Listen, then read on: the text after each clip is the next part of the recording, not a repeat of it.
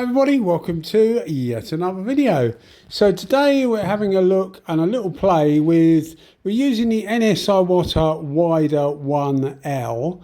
So we talk a little bit about the gun, but we're also doing a matte finish on, or matte finish on some paintwork. Now, this is one of my practice tanks, experimental tanks, whatever you want to call them, because I don't normally do proper matte finishes, and I just wanted to get an idea of how it would lie, really.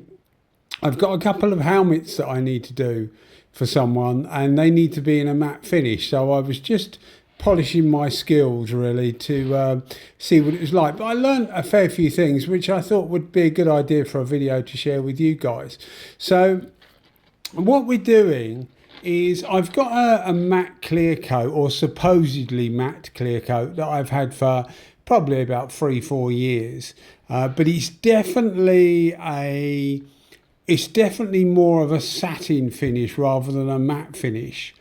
Most people, when they want a proper matte finish, need it to look really nice and dull, and the matte clear coat that I've got really doesn't go that far. It doesn't particularly look that dull. It's definitely more of a satin finish. Now, you can get matting agents, which is what we're using here. You'll see there actually that on the can, the place where I buy the paints from, I've got a Capsy kit, and I buy my paints from a company called alloypaints.com. Mainly they do alloy wheels, which obviously you also get matte effect alloy wheels. And one of the things they were saying is that, or say on their website anyway, that if you want a proper matte finish, you need to use a matte base coat.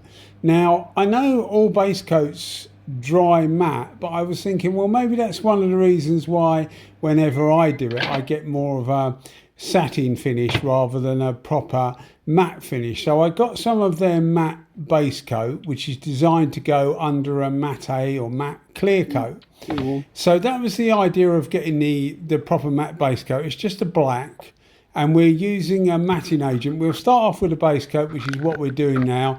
It's applied in the normal way. But one of the things I chose the Wider1L for was that it's relatively low overspray, not particularly low air consumption. I would guess about 8 CFM, something like that. So for a MIDI gun, not particularly low, but it is capable of a really fine finish. I've recently got, about a year ago, I got an LPH 300, which is effectively a top cut version of the Wider1L. The Wider series are to replace the original Anest Iwata W101 series. I don't know whether they actually made a split tip version, but the Wider1L is a 4 split tip, which is exactly the same as the LPH series. So the LPH 300 and 400, the 300 and 400 are different tips, but the principle is exactly the same. And that's what they do with the Wider1L. So the Wider1L is effectively a side cup LPH 300. Now the LPH 300 together with the W300, most of the split tip guns are capable of a really fine atomization, really fine finish. Now, one of the things I've looked at quite a lot of matte paintwork. It's becoming more popular with cars, with helmets and things like that. Why, I'm not sure. Well, I am sure, I suppose, purely aesthetics, but it's much more difficult to keep clean.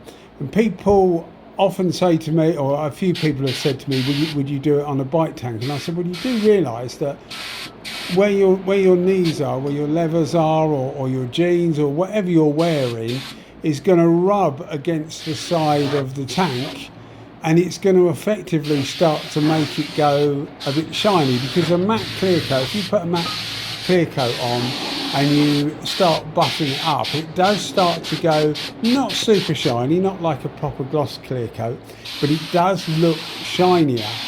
and it can cause problems. So it's very difficult with the bike stuff. Car stuff less so, I guess, because people aren't rubbing it all the time, or not most of the time anyway. So it's not, you know, an easy thing to keep afterwards. So I can fully understand why people want the matte look, because it is a bit different to what we're used to. But certainly the traditional gloss look we normally go for seems to be much more hard wearing and more forgiving and easier to polish.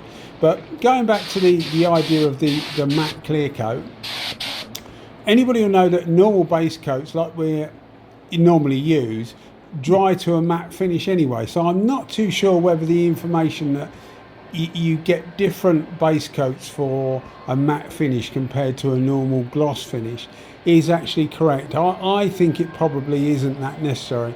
So my next task after this will be to I'll sand this tank down. I've left it for a month so far since shooting the video. I did this about a month ago, and I've left it wrapped up.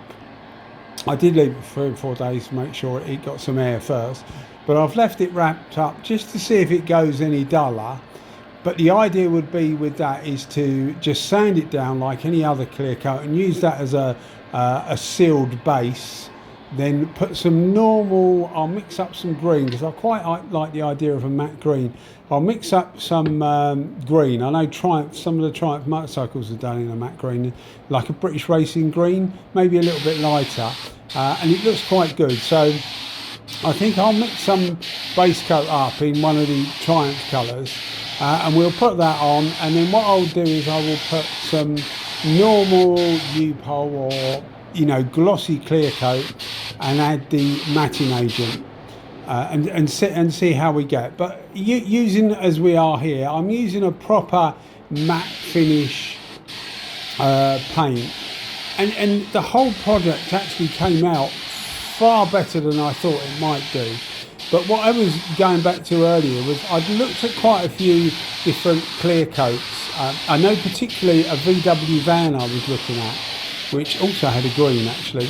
But I was, you know, I hope the guy will forgive me, but I was rubbing the paintwork slightly, because all these, to a varying degree, all these matte finish have a certain amount of texture, and it's a little bit alien to what you're normally after. Normally you're after the smoothest finish. So you take in, well, I take in all this information that you see.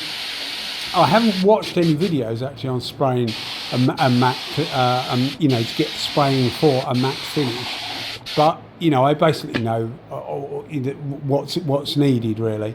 And one of the things you will find is that the matte base coat doesn't run out particularly well, which is another reason for using the Wider1L, because it, as I say, it does put on a really nice fine finish. But you are looking effectively for a bit of texture.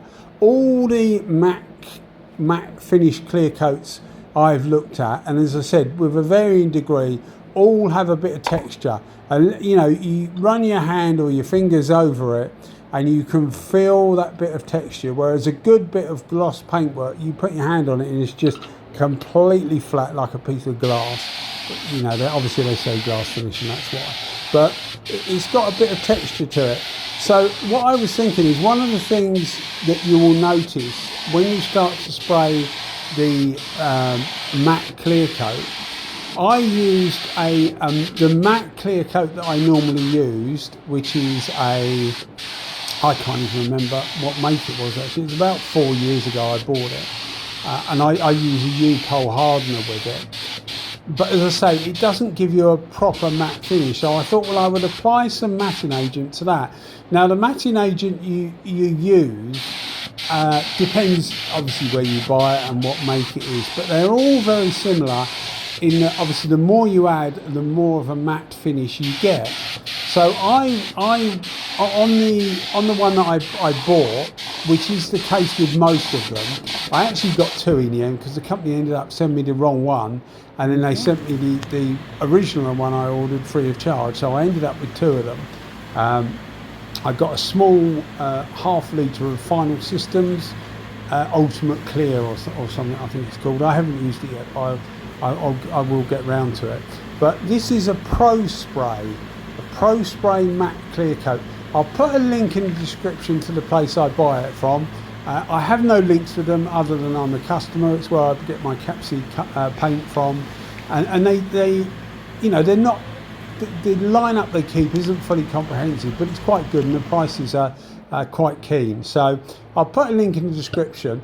But for 5 litres, for 1 litre of this matting agent, it was, I think it was £20 plus the VAT, so £24. Normally I get free shipping because I buy over 100, I think it's £100 in one go, so they ship for free. But just looking at the way we clean the gun here, between coats, so we're now swapping from the matte base coat to the matte clear coat. I just run some 1K thinners or reconstituted thinners, so cleaning thinners, through the gun and the cup, and then I will put some 2K thinners through it just to remove any residue from the 1K thinners, because the 1K thinners are reconstituted, so they can often have all sorts of slight impurities. So I do that. It just saves 2K thinners, which is the virgin thinners, which is more expensive, and it just makes sure that the gun is clean. I've had a few people lately actually talk to me about paintwork and how clean my paintwork looks. And one of the things I've said, and I've said it quite a few times, and I'll say it again just in case you're new to the videos, because this is a little bit different to what I normally do, so maybe you've picked this up. But the quality of air going through, not the quantity necessarily, although you do need a reasonable quantity to keep the pressure even, the quality of air does need to be really good. If you've got small particles of oil or water or something coming through from your compressor, even if you've got a couple of cheap filters, it will often get through. Not all of it, but some of it will often get through. It really does muck the paint job up. And one of the things you need to be aware with matte painting or matte, trying for a matte finish, is that you don't get a chance to correct impurities. One of the things I noticed, because I thought, well, I'd go for black because black is probably the worst colour you will get for showing up impurities, you know, showing up little nibs, etc. Whereas normally you would just flatten the, well, what I do is I get a small piece, I've got a couple of small blocks with something like a 1500 or 2000 grit paper, and I would just literally polish that little nib down, and I've got a little 12 volt rotary Milwaukee polisher, a little bit of compound on there, and it just takes the nib out. That's all you need to do. You can't do that with matte. Basically, if you get a problem with matte, you need to do it again, or that part or that panel again. Obviously, if you're doing bike tank, you need to do the whole bike tank again. So I was really worried about whether I would get many impurities, and the good news is that I did get a few impurities, but you really don't notice them. I mean, if you went, you know, with a microscope, you would see them, but basically you really don't see them. Here's the matte clear coat, or the matting agent, should I say. This is what it was like when I first got it, and on the website of the company I use, it does say that it would need a good stir. I had no idea it would need as much of a good stir, but anyway, we got there in the end, and it did manage to stay fine. I actually stirred it the day before, and then this day, which I'm doing the video or shooting the video on, was literally picking it up overnight. I just give it a shake, and how you see it now is how it was. So it actually stayed separated easily. So I can only imagine it's over a period of weeks and months that, you know, they sit in stock or whatever. But certainly it said expect a lot of solids, but I had no idea it would be that much solids.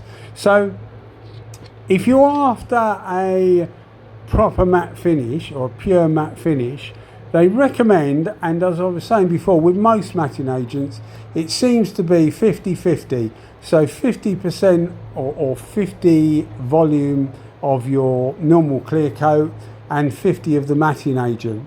I did it by weight, and because I was using a matte, supposed matte clear coat anyway, I did it to 35% by weight.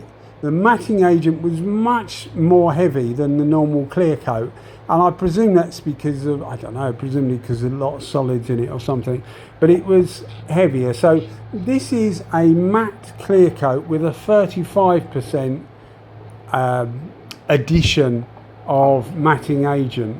What I will do is what I was saying earlier, I'll try for a green or something, but I will do a proper matte base coat, just a normal base coat we use to have a gloss finish over it, and then I will mix up 50-50 matting agent and UPO or whatever clear coat, and we'll see how that comes out.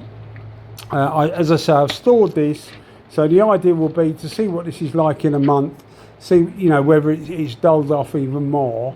But certainly using the matting agent and doing what I did here, I got what I think is actually really good results. I was really happy with the finish. But one of the things I was saying, and one of the reasons you will need to look out, is because of this texture, because the clear coat doesn't actually run, doesn't flow very well at all, as you would expect, and as I expected as well, using the purely matte clear that I said isn't matte exactly, but using that, I know that it doesn't run out particularly well, and you don't want to put a load of thinners with it either, because you don't want it to run out too well, because if it runs out too well, it leaves you with a matte but smoother area. So the idea is, what you need to do is to be extremely consistent in your coating, because you can't rely on one running into the other. So you need to get, well, I found anyway, you need to get a consistent overlap to give you the same amount of, well, I suppose it would be called peel, but it doesn't look like peel because the whole thing is dull. But that's what I found. You don't want too much material on any particular areas, because it starts to bunch up, and then obviously you'll get sags or runs, but it also starts to look a bit smoother than somewhere else. This is what I've found with the matte clear coat when I've used that before. I've never showed you a video using the matte clear coat because I actually use it on some signs. I do some signs for someone, but he doesn't want the things on YouTube, so I don't video it because he doesn't want it on there. So that's what I use it for, and it works very well. But as I say, it's much more of a satin, but adding the matting agent definitely brought it down to a matte finish, and I thought it came out really, really well. But you do need to be careful how you spray this. It's definitely not like spraying conventional conventional gloss clear coat. It really is quite, obviously the process of spraying is exactly the same, but what you're looking for actually varies slightly. So you don't want to get it to the stage where it's actually flowing too nicely.